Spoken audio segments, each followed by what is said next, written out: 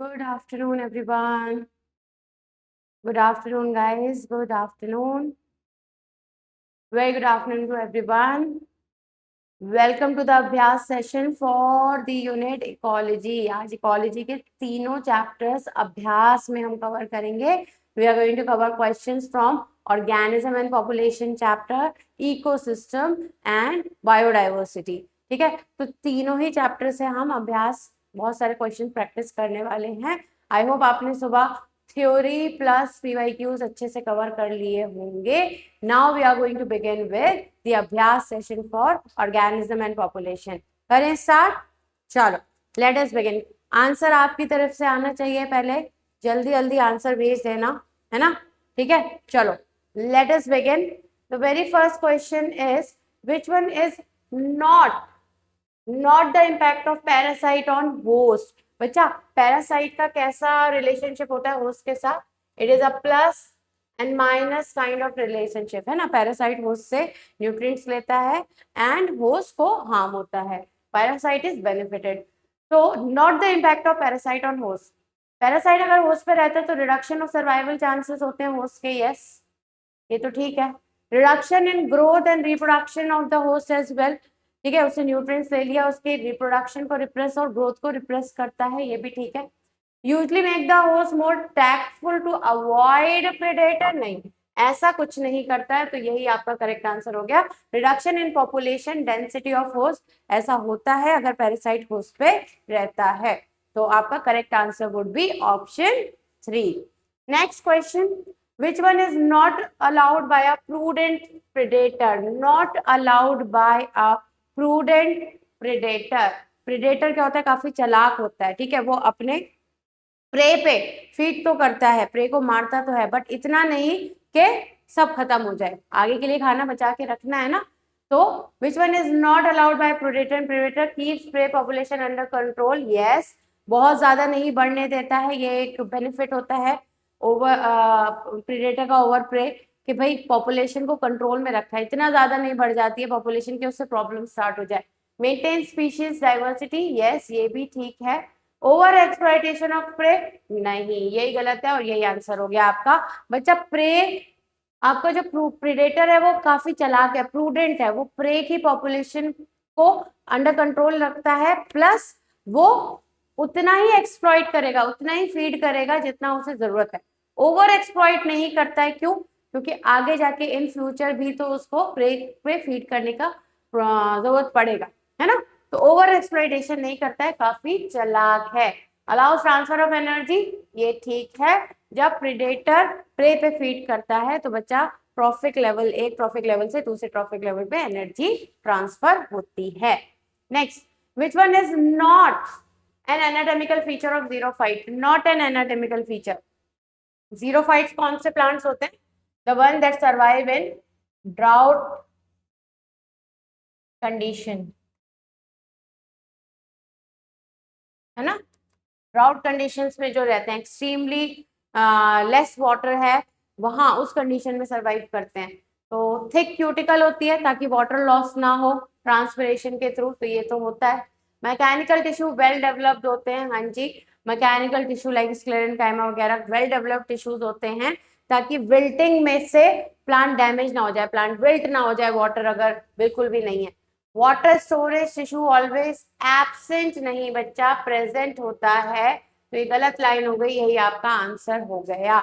Water storage tissue, क्योंकि इनके पास water की कमी है ना, तो ये अंदर वाटर स्टोरेज स्पेशलाइज पैरेन्काइमा होता है जो वाटर को स्टोर करके रखता है, ठीक है। तो वाटर स्टोरेज टिश्यू प्रेजेंट होता है। एपिडर्मिस में भी मल्टीपल, ये भी ठीक है, एज एन नीरियम। नीरियम में आपको ये देखने को मिलता है very clearly, epidermis multiple layer में होती है, अगेन प्रोटेक्शन प्रोवाइड करती है इंटरनल टिश्यूज को, तो आपका correct answer would be option 3। Next देखते हैं, for logistic growth curve the influence of environmental resistant over biotic potential is denoted bye.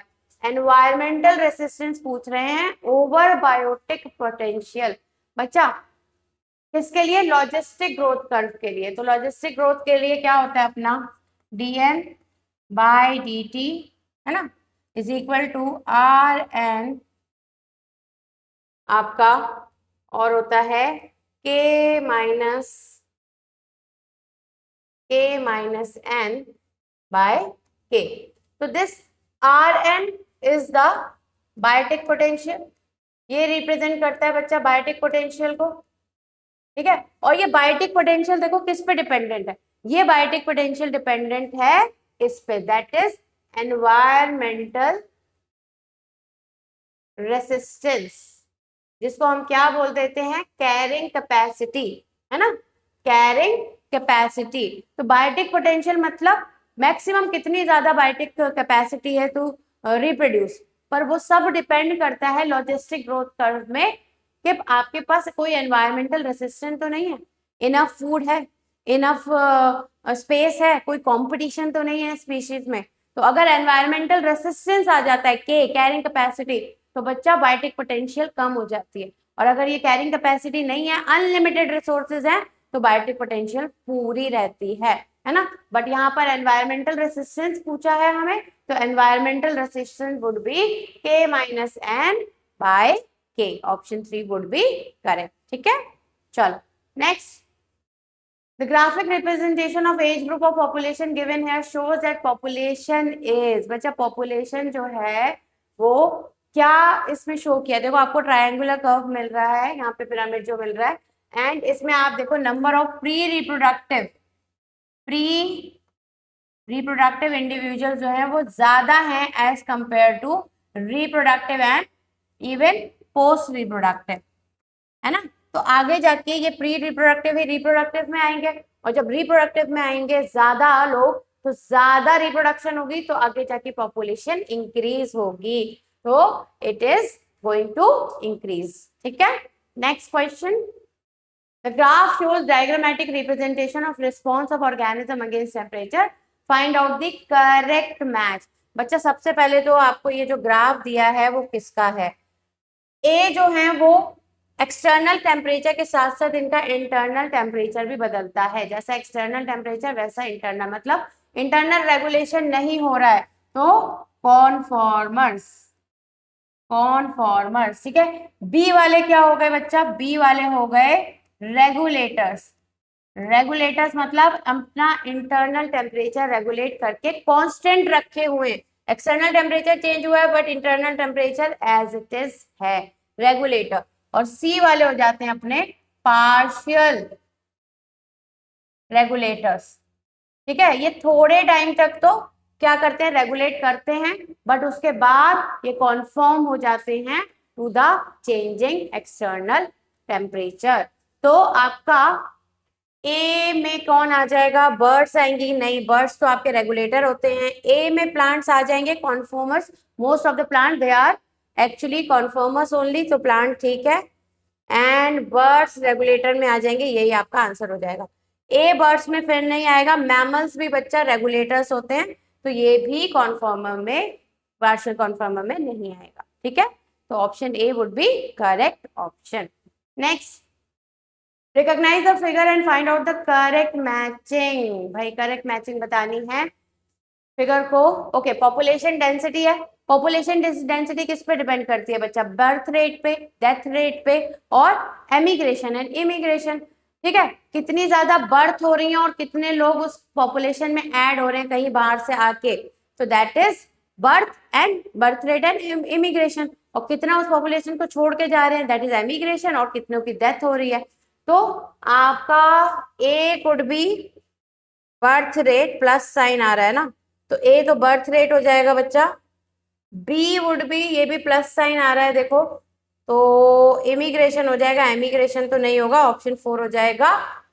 Death rate C क्या है, माइनस हो रहा है, तो ये डेथ रेट हो जाएगा, और ये भी माइनस है, तो ये एमिग्रेशन हो जाएगा, राइट, ठीक है। बर्थ और इमिग्रेशन से पॉपुलेशन बढ़ेगी, और डेथ से एंड आपके एमिग्रेशन से पॉपुलेशन कम होगी। चलिए moving ahead, read the following statement, solid urine secretion by kangaroo rat, okay बहुत सारी है, find the correct option with respect to adaptation given below. Morphological है, फिजियोलॉजिकल है, या बिहेवियर है, ये आपको बताना है, ठीक है। तो solid urine secretion by kangaroo rat, बच्चा जब वाटर की कमी होती है तो सॉलिड यूरिन प्रोड्यूस करता है कैंगरू रैट, ठीक है, तो ये फिजियोलॉजिकल हो गया, दिस इज फिजियोलॉजिकल अडेप्टेशन, है ना, फंक्शनली उसने ऐसी चीज बना ली अपनी बॉडी में। Then high RBC count and higher altitude, yes higher altitude पे ऑक्सीजन की कमी होती है तो ज्यादा आरबीसी प्रोड्यूस होते हैं टू कंपनसेट, तो ये फिजियोलॉजिकल हो गया आपका, ये भी फिजियोलॉजिकल हो गया। Larger lung capacity in hilly people, yes hilly people में लार्जर लंग कैपेसिटी है again with relation to the oxygen being, oxygen क्या होती है, ड्रॉप हो जाती है जैसे हम ऊपर जाते हैं, तो ये भी आपका क्या हो गया, फिजियोलॉजिकल हो गया। देन बच्चा कैंगरू रैट मूव टू बरो ऑन हॉट समर डे, ठीक है, बहुत ज्यादा गर्मी लग रही है, आपको भी गर्मी लग रही है बहुत ज्यादा, तो आप कहाँ चले जाते हो, एसी वाले रूम में, तो दैट इज बिहेवियर चेंज, है ना। हॉट समर डे में वो शेड में चला गया या फिर बरों में चला गया ताकि ठंडक मिल जाए, तो बच्चा दैट इज बिहेवियर चेंज आपका, D would bee behaviour, D behaviour में यहाँ आ रहा है, यहाँ आ रहा है, यहाँ भी आ रहा है, चलो देखते हैं। और formation of endospores in certain bacteria with dipicolinic within, बच्चा एंडोस्पोर बना लेता है बैक्टीरिया किस टाइम पे, जब फेवरेबल एनवायरमेंटल कंडीशंस नहीं होती हैं, तो ये भी इसकी फंक्शनैलिटी की वजह से हो रहा है, तो फिजियोलॉजिकल चेंज ही होगा, ठीक है। एंड एनिमल्स में शॉर्टर एक्सट्रीमिटीज इन कोल्डर एरियाज, ज्यादा ठंड होती है तो एनिमल्स के आप देखोगे जो ज्यादा ठंड में रहते हैं उनके जो एक्सट्रीम्स ईयर्स होते हैं, हैंड्स होते हैं, वो छोटे छोटे होते हैं, एक्सट्रीमिटीज जो होती हैं वो छोटी रहती हैं, तो बच्चा ये हो गया मॉर्फोलॉजिकल, मॉर्फोलॉजिकल, ठीक है। तो आपका मॉर्फोलॉजिकल में एफ यहाँ दिया है बट ई नहीं है, एफ सिर्फ यही दिया है, ठीक है, ऑप्शन 2 हो जाएगा फिर, है ना, एफ आ गया मॉर्फोलॉजिकल में, ए बी सी और ई आ गया फिजियोलॉजिकल में, और आपका डी आ गया बिहेवियर में, ऑलराइट, ठीक है। चलो next question, which of the following organism is capable of meeting its water requirement through internal fat oxidation, है ना, वाटर रिक्वायरमेंट, एक्सट्रीम वाटर जहां पर नहीं है, वाटर का रिक्वायरमेंट है एक्सट्रीम, वहां कंडीशन में कौन रहता है बच्चा, कैंगरू रैट, ऑप्शन 2, है ना, kangaroo rat extreme drought condition में रहता है, वाटर की अवेलेबिलिटी इतनी नहीं है, तो अपने इंटरनल फैट को ऑक्सीडाइज करके ये मेटाबॉलिक वाटर बना लेता है, और यूरिन भी सॉलिड प्रोड्यूस करता है ताकि वाटर कंजर्व हो पाए वो बॉडी में, तो kangaroo rat would be the correct answer. Moving ahead towards the next one, epiphytes growing on a tree is a type of which kind of interaction, बच्चा epiphytes जो हैं वो किसी ट्री पे ग्रो कर रहे हैं, फॉर एग्जाम्पल मैंगो ट्री पे ग्रो कर रहे हैं, ठीक है, तो बच्चा वहां पर वो ग्रो करते हैं ट्री पे, बट ट्री से कुछ नहीं लेते, they are growing over a tree ताकि उनको मैक्सिमम शेड मिल पाए एनवायरमेंट से, सॉरी मैक्सिमम लाइट मिल पाए, ठीक है, मैक्सिमम रिसोर्सेज मिल पाए, बट एनवायरमेंट से ट्री पे डिपेंड नहीं रहते हैं, तो फायदा तो हो रहा है एपीफाइट को, बट इससे उसको ग्रोइंग ट्री को, जिसको ट्री के ऊपर गया उसको कोई नुकसान नहीं हो रहा, तो +0 kind of interaction. Next question देखते हैं, for calculating the intrinsic rate of natural increase which of the following parameters are required, intrinsic rate of natural increase क्या होता है बच्चा, r, ठीक है, और r को आपको पता है depends on birth rate minus death rate, right, b minus d पे डिपेंड करता है, तो बच्चा बर्थ रेट और डेथ रेट पे डिपेंड करेगा, option 1 would be the correct answer, right. Next, read the following statement and choose the right option, organism living in oceans, answer बता दो भाई, organism living in ocean lakes and rivers face water related problems, yes होती हैं उनको water related problems, ठीक है, osmo regulation वगैरह सब करना पड़ता है properly, euryhaline can tolerate a wide range of salinities, this is true, eury word हम यूज करते हैं बच्चा वाइड रेंज के लिए, हलीन मतलब saline environment, salty environment, stenohaline are restricted to narrow range of salinity, ये भी ठीक है, steno word again narrow range के लिए यूज करते हैं, और हेलीन अगेन सैलिन एनवायरमेंट के लिए। No fresh water animals can live for long in sea water but sea animals can live in fresh water for long because of osmotic balance. ठीक है, just a second, इसमें D आपका, अगर हम D की बात करें तो no fresh water animal can live for long in sea water, नहीं रह पाएगा, और वाइस वर्सा सी एनिमल्स, अच्छा कैन नॉट नहीं है भाई, कैन है, तो live in fresh water for long because of osmotic pressure, ये तो गलत हो जाएगा, है ना। फ्रेश वाटर सी में नहीं रह पाते, सी फ्रेश वाटर में नहीं रह पाएंगे। Salt concentration is less than 5% in inland water, ठीक है, 30 to 35 in sea and it is more than 100% in hypersaloon, ये भी ठीक है। तो आपका एक ही गलत है, ओनली डी इज करेक्ट, नहीं इनकरेक्ट है, तो A B C E are correct, fourth. ठीक है, चलो next question. The growth from called Warher's pearl logistic growth is not followed by insects during rainy season। सबसे पहले तो बच्चा Warher's pearl logistic growth में अगर हम ग्राफ बनाते हैं तो आपको जो ग्राफ है वो ऐसा दिखता है, एच शेप्ड ग्राफ मिलता है ना, ये लॉजिस्टिक है, this is logistic growth curve. और आप अगर जे शेप ग्रोथ कर्व बना रहे हो तो दैट इज एक्सपोनेंशियल। जब रिसोर्सेस अनलिमिटेड होते हैं तो एक्सपोनेंशियल, जब रिसोर्सेज लिमिटेड होते हैं तो लॉजिस्टिक ग्रोथ कर्व रहता है। तो not followed by insect during rainy season, ये करेक्ट लाइन है। इंसेक्ट ड्यूरिंग रेनी सीजन बच्चा जे शेप्ड कर्व दिखाएंगे। क्यों जे शेप कर्व दिखाएंगे? क्योंकि उस टाइम पे फॉर एन इंस्टेंस रिसोर्सेज उनके अनलिमिटेड हो जाते हैं, फेवरेबल एनवायरमेंट होता है, तो शार्प इंक्रीज आता है उनकी पॉपुलेशन में।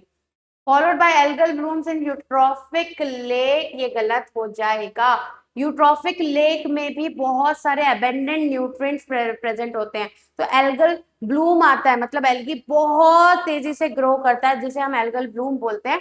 तो तेजी से ग्रो करेगा तो एक्सपोनेंशियल ग्रोथ है, तो वो लॉजिस्टिक ग्रोथ को फॉलो नहीं करेगा। ठीक है, represented under limited resources condition, ये ठीक है। लॉजिस्टिक ग्रोथ जब भी होता है जब रिसोर्सेज आर लिमिटेड। ठीक है, तो आपका ऑल आर करेक्ट नहीं होगा, only A and C are incorrect, नहीं ओनली बी इज इनकरेक्ट, ये आपका आंसर हो जाएगा। ठीक है, moving ahead, study the population growth A and B in the given graph and select the incorrect option. Curve A, अब आपका logistic growth curve आ गया, देख लो। Curve A shows exponential growth represented by equation dn by dt Rn। ठीक है बच्चा, ये वाला जो है this is exponential growth curve. ठीक है, ए इसमें जे शेप का कर्व रहता है and this is where the resources are unlimited, तो इसका इक्वेशन हो जाता है dn by dt Rn। ठीक है, curve B shows logistic growth that is represented by equation dn by dt Rn को k minus n by k, k आपका carrying capacity, एक लिमिट लग गई है k, that is carrying capacity, carrying capacity, क्योंकि limit रख गई है, रिसोर्सेज लिमिटेड है, इसीलिए आपका एस शेप्ड कर्व आता है जिसे हम लॉजिस्टिक ग्रोथ कर्व बोलते हैं। ठीक है, तो ये भी ठीक है। Exponential growth curve is consider more realistic, ये गलत हो गया बच्चा, एक्सपोनेंशियल वाला रियलिस्टिक नहीं होता है, क्योंकि एनवायरमेंट में हमेशा there is a environmental resistant, एक ना एक एनवायरमेंटल रेसिस्टेंट रहता है, जैसे रिसोर्सेज जो होते हैं वो लिमिटेड होते हैं, तो आपका लॉजिस्टिक वाला जो है वो रियलिस्टिक होता है, एक्सपोनेंशियल नहीं, तो यही आपका आंसर हो गया। Curve A can also be represented by equation nt is equal to n naught ert। ठीक है, next, in a pond there are a piscia plant last year and through reproduction 100 new plants are added, birth rate is this, calculate the value of a, a की value आपको निकालनी है। ठीक है, तो बच्चा क्या हो जाएगा, आपका फॉर्मूला क्या होता है, birth rate is equal to new population, जितनी भी नई पॉपुलेशन ऐड हुई है, by initial population, initial population. तो बर्थ रेट आपको 0.4 is given, new population is 100 and initial population उन्होंने ए बोल दिया है। तो बच्चा अगर हम a इज इक्वल टू 100/0.4 करेंगे, आप इसको कैलकुलेट कर लो। 4 2 जा 4 5 जा एंड 0, 250 आपका आंसर आ गया, ऑप्शन 3। ठीक है, ऑलराइट, चलो moving ahead. Match the column 1 with 2। Protocooperation बच्चा प्लस और प्लस काइंड ऑफ इंटरेक्शन है, ठीक है, बट आपका एसेंशियल नहीं है, नेसेसरी नहीं है। जैसे म्यूचुअलिज्म भी प्लस प्लस होता है, but that is essential kind. तो प्रोटो कॉपरेशन जो है वो ए का 4 हो जाएगा। ए का 4 बच्चा इसी में ही आ रहा है, तो ऑप्शन 3 आपका करेक्ट आंसर होगा। बाकी देख लेते हैं। कमेंसलिज्म सी एनिमल और क्लाउन फिश के बीच होता है। अमेंसलिज्म बच्चा आपका लैंटाना और टेरिडोफाइट्स के बीच में हो जाएगा। एंड पैरासिटिज्म आपका कुकू एंड क्रो के बीच में हो जाएगा। Option 3 would be correct option.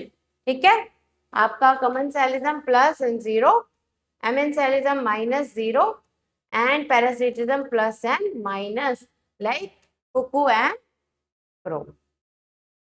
Okay, इसको हम ब्रूट पैरासिटिज्म भी बोल देते हैं। चलिए next, mark the correct statement with respect to Connell's elegant field experiment. Chthamalus dominate the, correct statement बताना है आपको। Chthamalus dominate the intertidal area, wrong. Balanus करता है, ठीक है। Competitively superior but small barnacle, small barnacle competitively superior नहीं रहता है बच्चा, इंफीरियर रहता है। आपका superior is balance. Study of Rocky intertidal communities of the American, American नहीं है बच्चा, स्कॉटलैंड, जस्ट अ सेकेंड, ठीक है, स्कॉटलैंड सी कोस्ट पे उन्होंने स्टडी किया था। तो ये भी गलत हो गया आपका। Balanus exclude the Chthamalus from intertidal zone, ये ठीक है, ऑप्शन 4 वुड बी करेक्ट। ठीक है, next, a stage of suspended development under unfavorable conditions seen in many zooplankton species is, zooplankton बच्चा unfavorable condition में diapause stage में चले जाते हैं, ठीक है, जिसे हम stage of dormancy भी बोल देते हैं। नेक्स्ट, करेक्ट आंसर बताना है। कॉलम 1 एंड कॉलम 2 को आपको क्या करना है, मैच करना है। करिए, हाँ जी करें, आप करो, आ रहा है आंसर सामने। कमेंसलिज्म की बात करें अगर, तो बच्चा commensalism again plus and 0 kind of interaction है। Barnacles growing on the back of the whale, whale पे ग्रो करते हैं, ठीक है, वेल जहां जहां जाती है उसके साथ साथ मूव कर रहे हैं, प्लस वेल जो खा रही है उसके छोटे छोटे बाइट्स इनके ऊपर ये फीड कर रहे हैं। ऑलराइट, ओके, बट वेल को इससे कोई फायदा और नुकसान नहीं होता है। Parasitism is plus and minus kind of interaction, जो कौन शो करेगा, आपका presence of lice among human, lice human के ऊपर रहती है और उससे न्यूट्रिएंट ले लेती है, ह्यूमन का नुकसान, लाइस का फायदा। म्यूचुअलिज्म इज प्लस प्लस, ठीक है, प्लस प्लस माइकोराइजा में आ जाता है।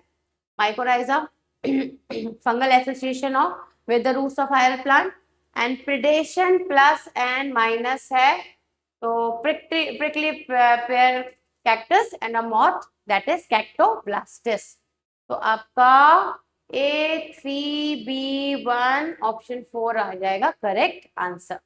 ठीक है, next question, which of the following organism do not have mechanism to maintain or internal temperature।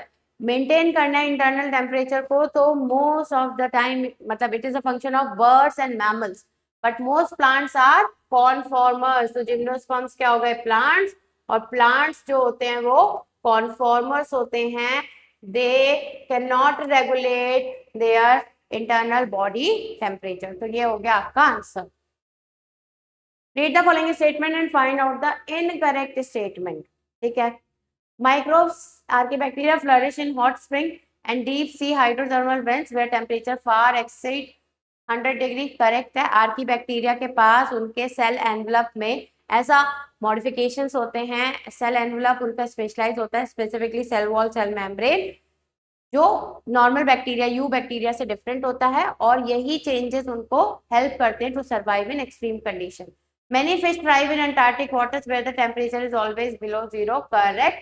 Because उनके बॉडी में कुछ स्पेशलाइज प्रोटीन्स होते हैं जो वाटर क्रिस्टल, वाटर को फ्रीज होने से बचाते हैं. A large variety in marine invertebrates and fish live at great depths in the ocean where the pressure could be more than 100 times the normal atmospheric pressure. सही है. Desert lizard have a physiological ability that help them to deal with the high temperature of their habitat. बच्चा desert लेजर्ड के पास physiological नहीं, behavioural,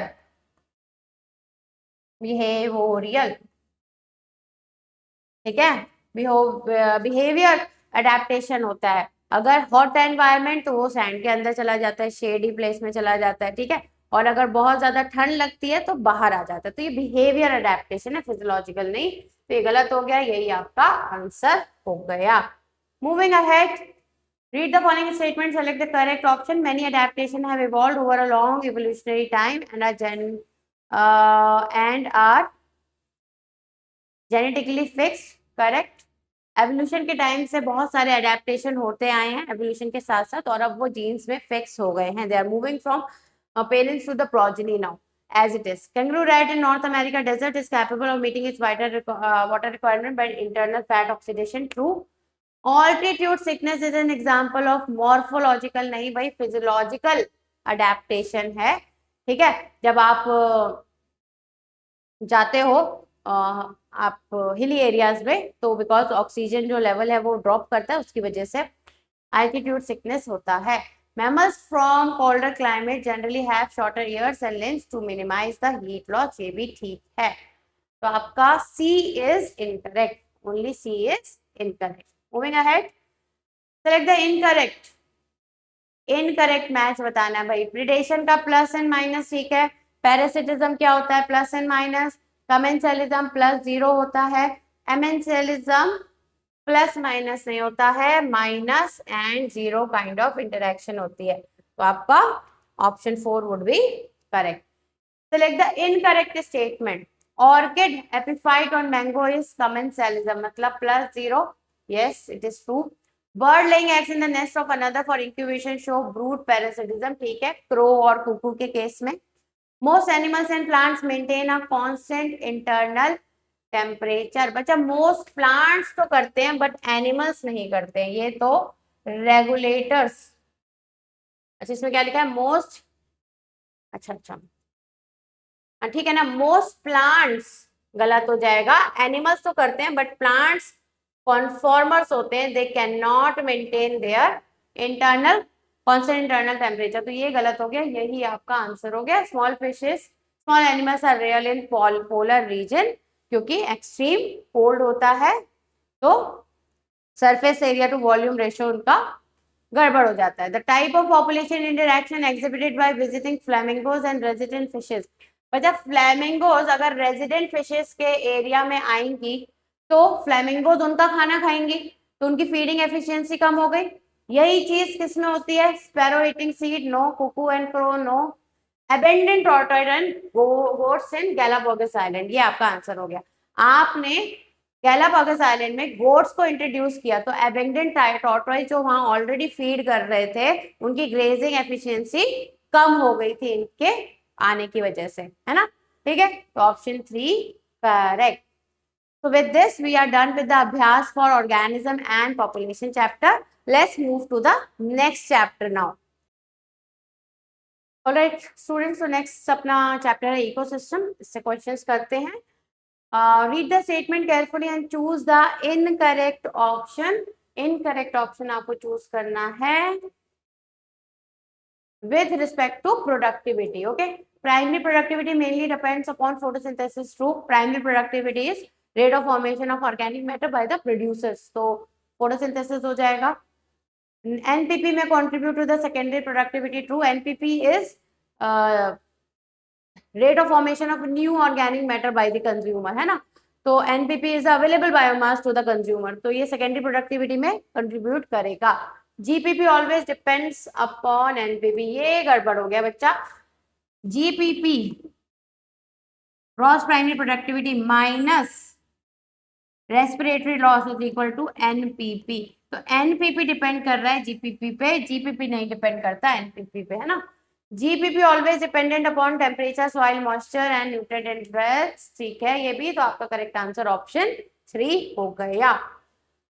अब fragmentation of detritus, column 1 and column 2, fragmentation of detritus, fragmentation releasing of inorganic earthworm, earthworm fragmentation में help करता है, ठीक है।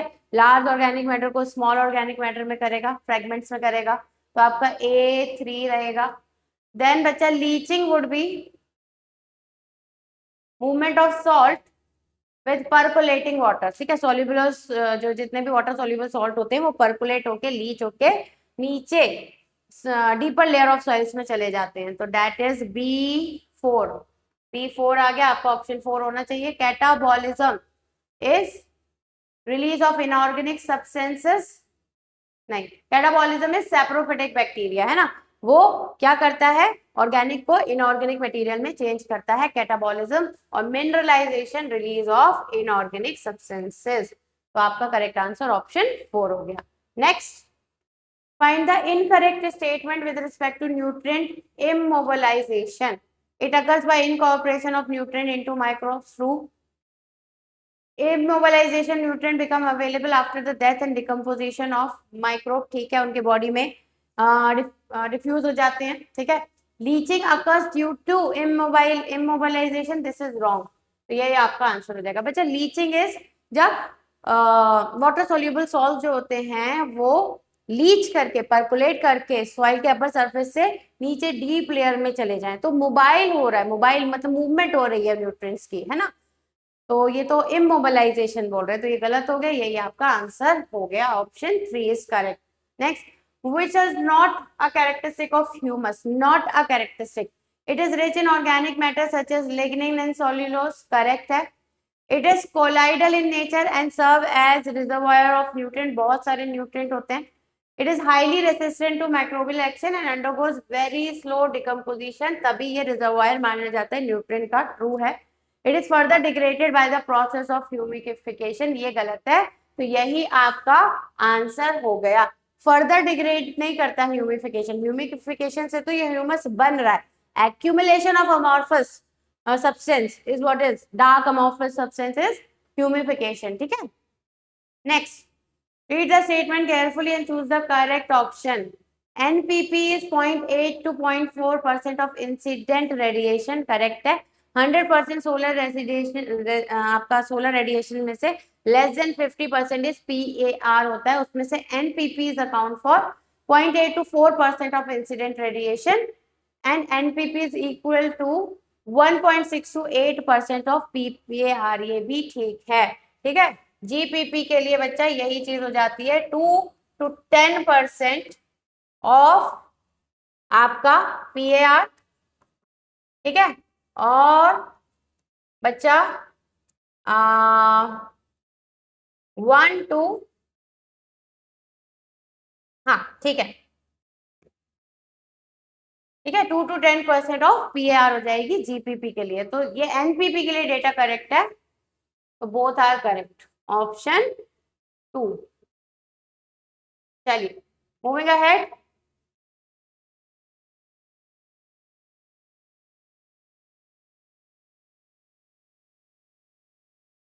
in which case the size of the organism at the top trophic level always decrease in ecosystem, size of at the top of trophic level always decrease in ecosystem, ठीक है बच्चा। Case of parasitic food chain, parasitic food chain for example आपने शुरू किया एक tree से, ठीक है, बहुत बड़ा ट्री होगा, ट्री पे बच्चा बर्ड्स फीड कर रही होंगी, बर्ड्स की बॉडी पे लेस से कोई पैरासाइट है, लाइस वगैरह, ठीक है, बग्स हैं,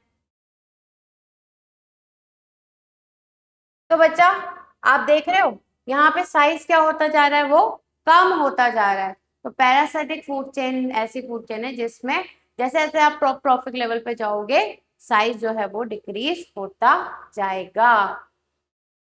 Study the ecological pyramid given below and find in which case both B and C are possible. मतलब inverted B and ये हो गया आपका स्पिंडल शेप, है ना। तो बच्चा ऐसा हमें एक केस में मिलता है, that is pyramid of number in tree ecosystem. Tree ecosystem में देखो एक ट्री होगा, ठीक है, ट्री पे बहुत सारी बर्ड्स रह रही हैं और बर्ड्स पे फिर छोटी स्मॉल बर्ड्स रह रही हैं, स्मॉल बर्ड्स पे फिर लार्जर बर्ड्स फीड कर रही हैं, ऐसे करके उनका नंबर जो होगा वो कम होता जाएगा। एक ट्री, फिर छोटे और फिर और कम, ठीक है। देन बच्चा अगर आप ये देखोगे तो यहाँ पे भी फॉरेस्ट इकोसिस्टम में ट्री ले लो, ठीक है। उसके बाद जो नंबर ऑफ आपका बर्ड्स हो जाएगा, ठीक है, क्लियर है। ट्री, बहुत सारे इंसेक्ट्स एंड आपकी स्मॉल बर्ड्स हो जाएंगी, तो नंबर बढ़ा फिर कम हो गया। देन यहाँ पे भी बच्चा ट्रीज होंगे, ट्रीज पे आपके इंसेक्ट्स होंगे, इंसेक्ट्स पे माइक्रोब्स को फीड कर रहे होंगे, तो नंबर क्या है आपको किस तरह से दिखेगा, ये इन्वर्टेड दिखेगा, ठीक है। तो both B and C is possible in tree ecosystem. Read the statement carefully and choose the correct option. Vertical zonation is less diverse in grassland than in desert. Vertical zonation जो होता है वो less diverse होता है in grassland than in desert. Wrong, है ना। Desert में जो वर्टिकल जोनेशन होगा ऑफ कोर्स वो क्या होगा बच्चा, लेस डाइवर्स होगा, क्योंकि डेजर्ट में तो कुछ प्लांट्स है ही नहीं, राइट। बट ग्रासलैंड में तो आपको ज्यादा प्लांट्स मिलेंगे, तो वहां पर आपको वर्टिकल स्ट्रेटा देखने को मिलेगा, तो ये रॉन्ग हो गया। A treeless biome is temperate deciduous forest, ये गलत है भाई। टेम्परेट डेसिडियस फॉरेस्ट में ट्री लेस बायोम नहीं होता है, होते हैं वहां। तो बच्चा correct answer would be both incorrect, option 4। Next, NPP is the available biomass for consumption by. बच्चा जीपीपी इज जो प्रोड्यूसर्स ने प्रोड्यूस किया बायोमास, ठीक है। इसमें से आपने जीपीपी में से रेस्पिरेटरी लॉस निकाल दिया तो बचा एनपीपी, ठीक है, नेट प्राइमरी प्रोडक्टिविटी। और net primary productivity is something that is available for the consumption to consumers. तो कंज्यूमर्स को हमेशा ट्रॉपिक लेवल चाहे 2 हो चाहे 3 हो, उनको एनपीपी अवेलेबल मिलेगा। Moving ahead, which one of the following statement is incorrect? Interaction of biotic and abiotic components result in physical structure that is characteristic for each type of ecosystem, ठीक है। Horizontal distribution of different species occupying different level is called stratification. Horizontal distribution of different species of, अच्छा vertical distribution होता है, तो ये आपका गलत हो गया, यही आपका आंसर हो गया। Next, which one is the major conduit of energy in aquatic ecosystem? बच्चा aquatic ecosystem में जो मेजर एनर्जी फ्लो होता है वो ग्रेजिंग फूड चेन के थ्रू होता है, ठीक है, ग्रेजिंग फूड चेन, ठीक है, डीएफसी के थ्रू नहीं होगा। Grazing food chain is the correct answer, क्योंकि डीएफसी में क्या होगा, आपका डिकम्पोजिशन जो होता है वो वाटर में, मॉइस्चर के एनवायरमेंट में रेट उसका कम हो जाता है, वहां से ज्यादा एनर्जी फ्लो नहीं हो पाएगी, ज्यादा ग्रेजिंग फूड चेन से हो पाएगी, ठीक है। Next, which one of the following is expected to have highest gram per meter square per year in a grassland ecosystem? Grassland ecosystem में आपका highest of the following is highest in a grassland ecosystem. Grassland ecosystem में क्या होता है, कि देखो highest gram per meter square per year की बात हो रही है, तो बच्चा इसका मतलब प्रोडक्टिविटी की बात हो रही है, प्रोडक्टिविटी की ही यूनिट है ना ये, तो प्रोडक्टिविटी की यूनिट है, तो ग्रासलैंड में हाईएस्ट प्रोडक्टिविटी आपको कहाँ मिलेगी, प्राइमरी प्रोडक्टिविटी, क्योंकि प्राइमरी प्रोडक्टिविटी प्रोड्यूसर्स के थ्रू होती है at the very first trophic level, है ना। उसके बाद जिसे हम ग्रॉस प्राइमरी प्रोडक्टिविटी बोल देते हैं, उसके बाद तो बच्चा रेस्पिरेटरी लॉस होगा, और रेस्पिरेटरी लॉस से जो एनपीपी होगा वो हमेशा कम होगा as compare to GPP, right. तो जीपीपी कम होता चला जाएगा, तो primary productivity is the maximum.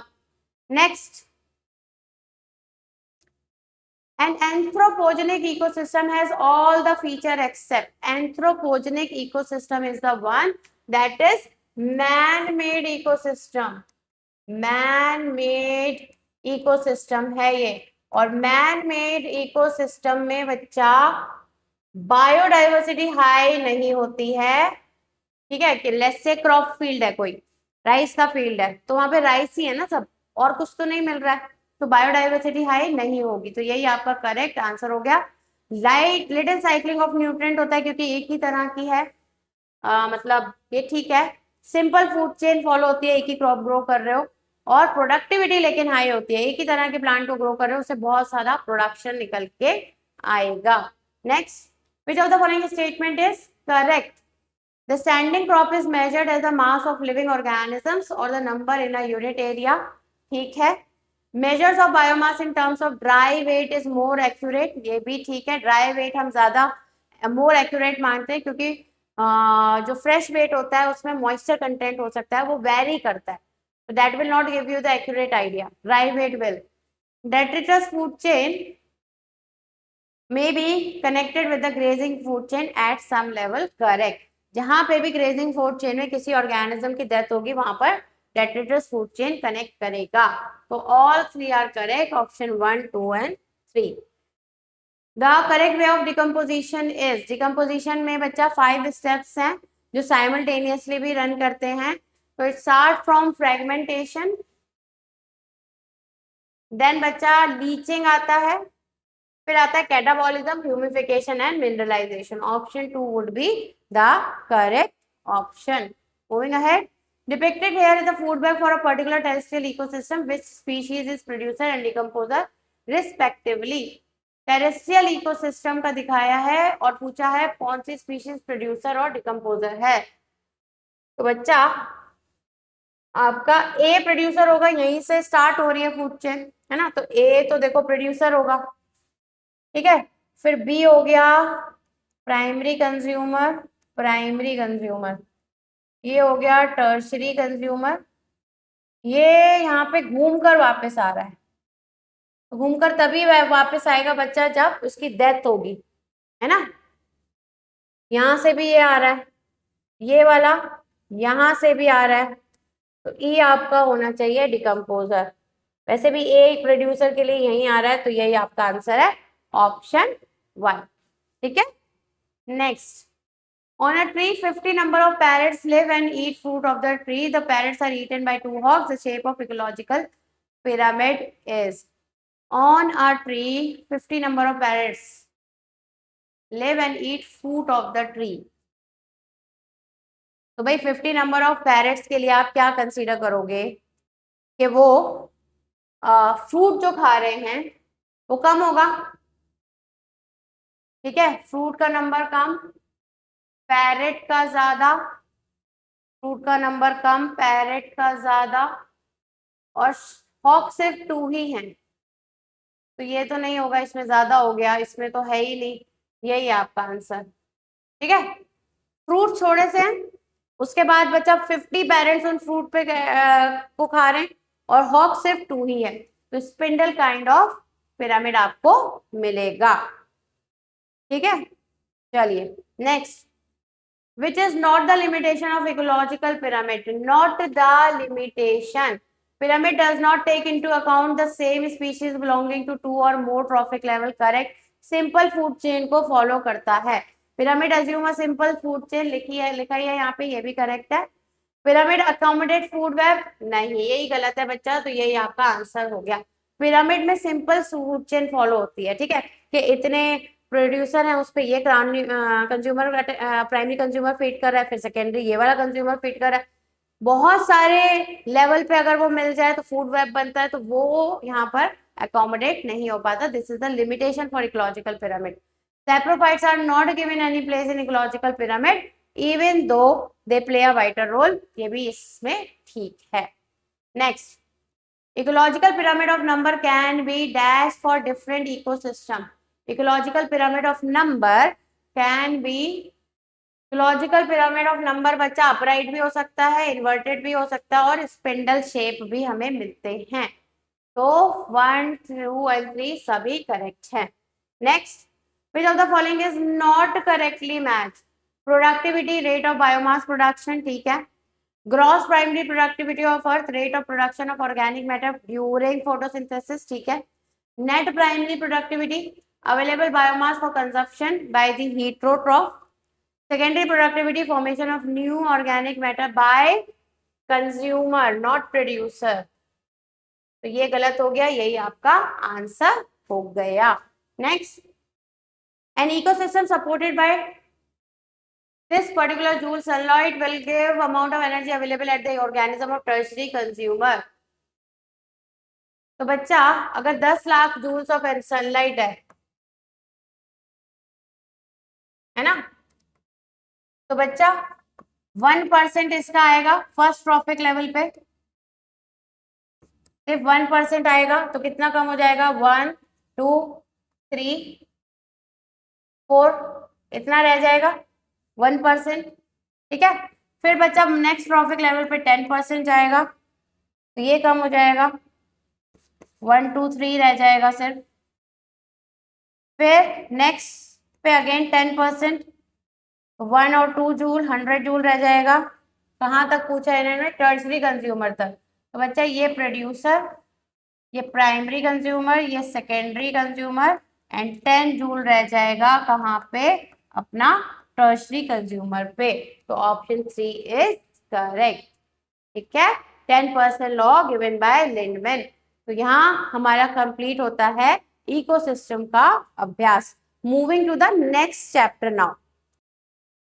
Right people, so next chapter है अपना बायोडाइवर्सिटी एंड कंजर्वेशन. चलो इसके क्वेश्चंस कर लेते हैं.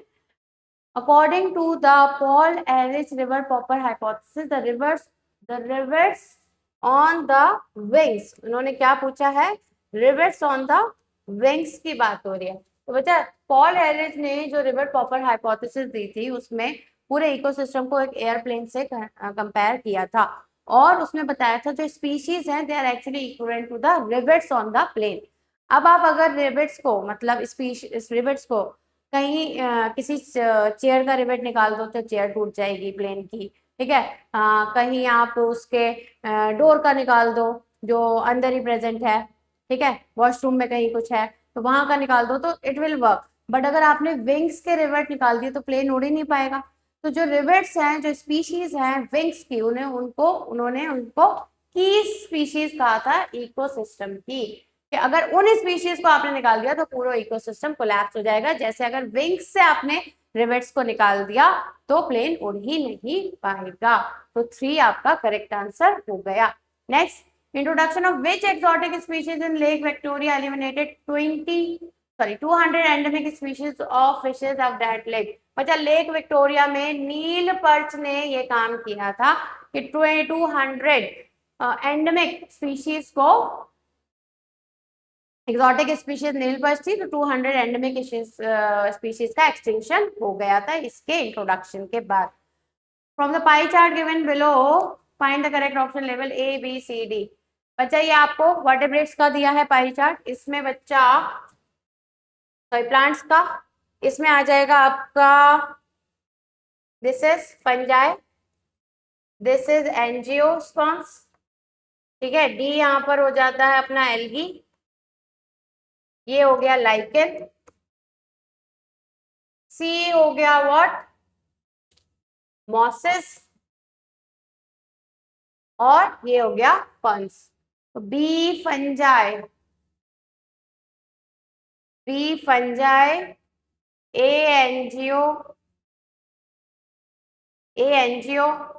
D algae and C mosses. Option 3 आपका करेक्ट ऑप्शन होगा. इस ग्राफ से बार बार क्वेश्चन आते हैं बहुत सारे, तो अच्छे से देखना है इन ग्राफ्स को, ठीक है। Next question, which of the is not related to evil quartet with respect to biodiversity loss. ठीक है, ईवल क्वाड्रेट मतलब 4 मेजर रीजन बायोडाइवर्सिटी लॉस के कौन कौन से हैं।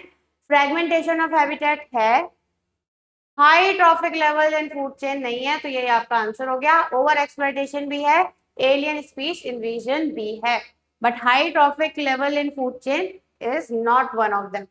The value of regression of coefficient Z is dependent on, बच्चा value of regression of coefficient that is Z, it generally lies between 0.1 to 0.2 regardless of, ये NCERT की line है, it generally lies between 0.1 and 0.2 regardless of species or a taxonomic group or the area it belong to, ठीक है। तो ना इस पे depend करेगा ना इस पे डिपेंड करेगा, none of the above. Next, biodiversity increases from, biodiversity बच्चा कैसे इंक्रीज करती है, आप पोल से इक्वेटर की तरफ आ रहे हो या आप हाई लैटिट्यूड से लो की तरफ आ रहे हो, है ना। इक्वेटर टू पोल तो डिक्रीज करेगी, पोल टू इक्वेटर इंक्रीज करेगी, ये करेक्ट है। Low to high latitude and altitude ये गलत हो जाएगा।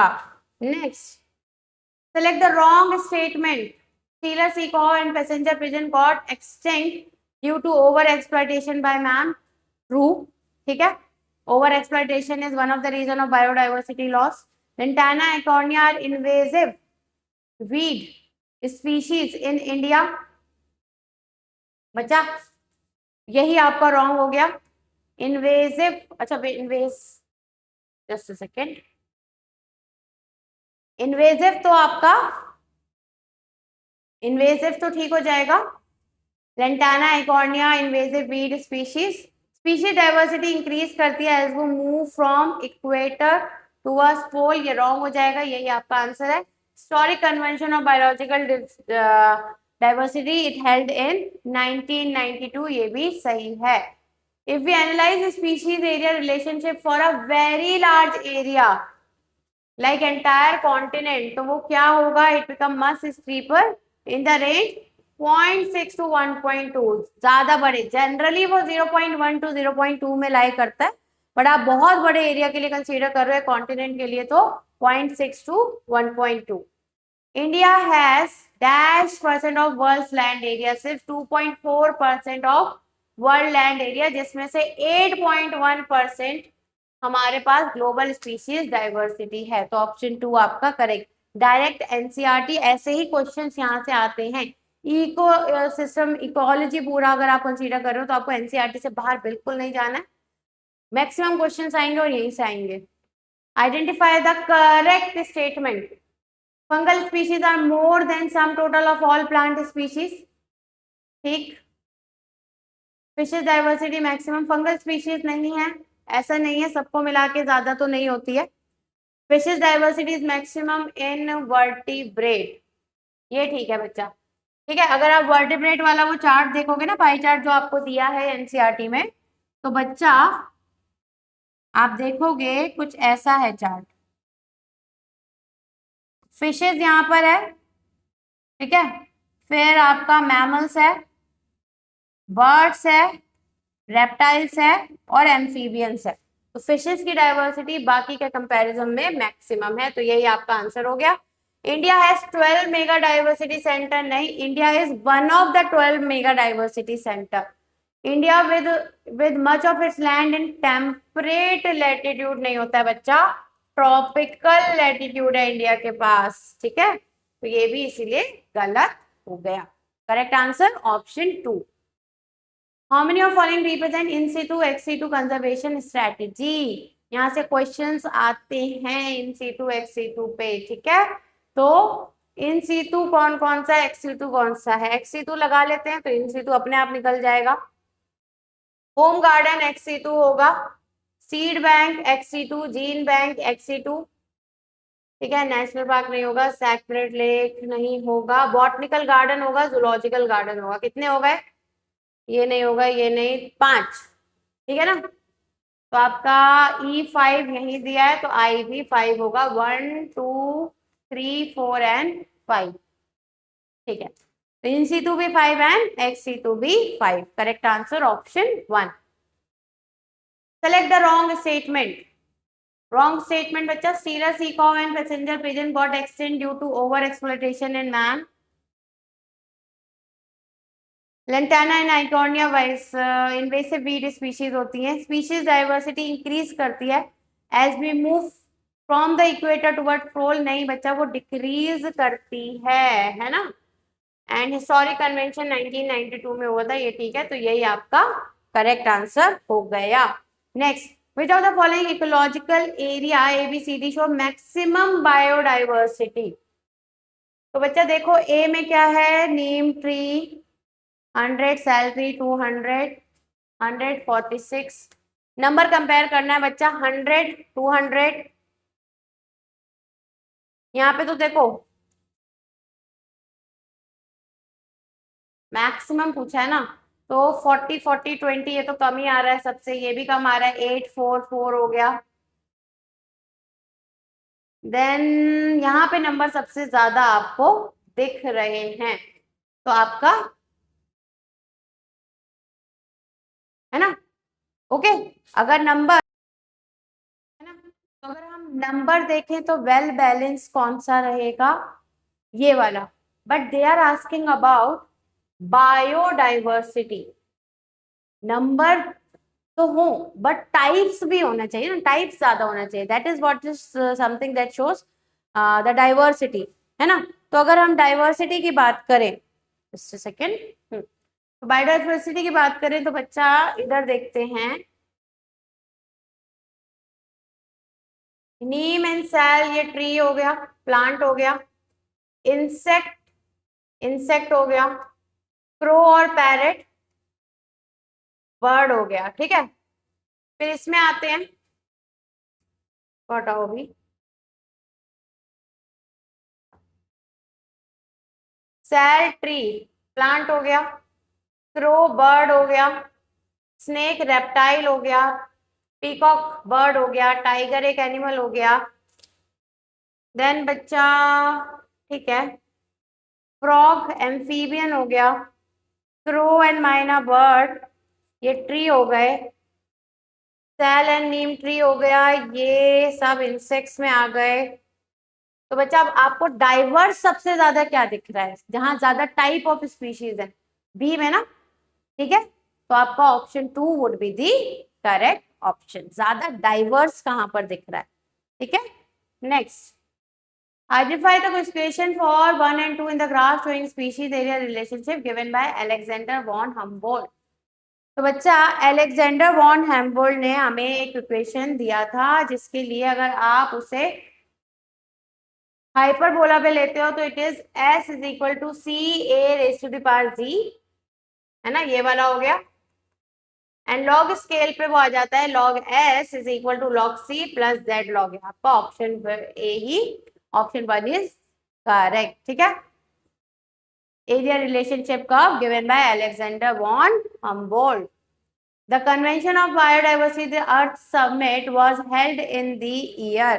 अगर हम ईयर की बात करें बच्चा, ठीक है, तो 1992 वुड बी, अर्थ समिट की बात हो रही है ना, 1992। और वर्ल्ड समिट उसके 10 साल बाद हुआ था, 2002 में।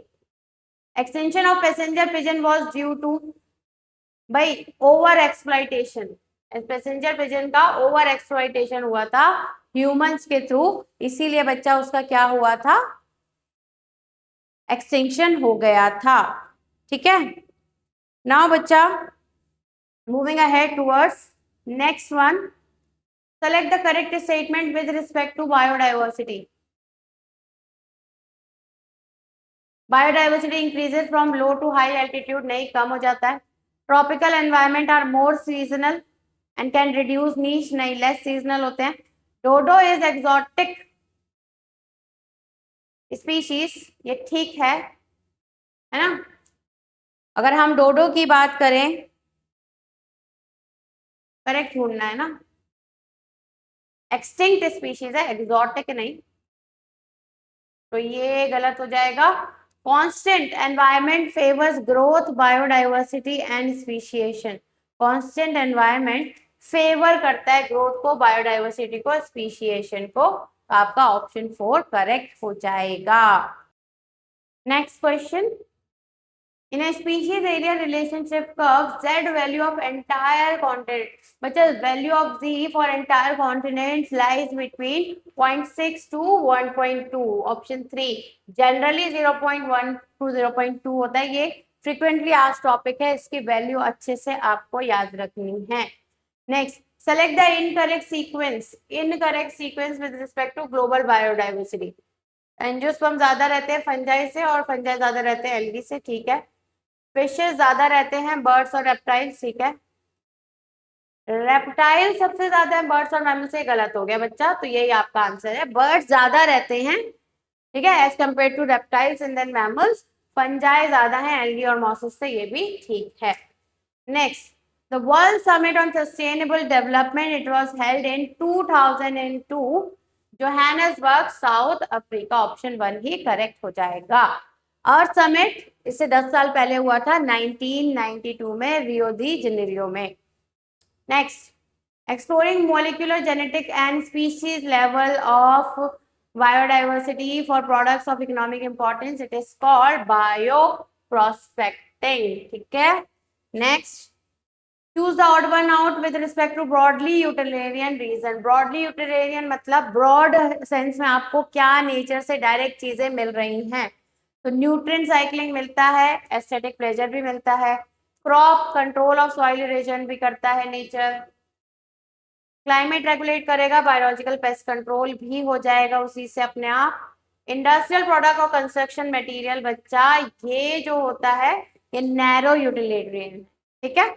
नेक्स्ट, रिवर पॉपर हाइपोथेसिस क्या एक्सप्लेन करता है, जो पॉल हेरिस ने दिया था, वो करता है effect of decrease in biodiversity on ecosystem, यही करता है। ऑप्शन 1 ही करेक्ट, ठीक है। अगर आपने स्पीशीज को निकाल लिया, उन्होंने प्लेन को, एयरप्लेन को किससे कंपेयर किया था, इकोसिस्टम से, आपने स्पीशीज निकाल दी, मतलब बायोडाइवर्सिटी कम हो गया, तो पूरा इकोसिस्टम कोलैप्स कर सकता है, यही उन्होंने एक्सप्लेन किया था।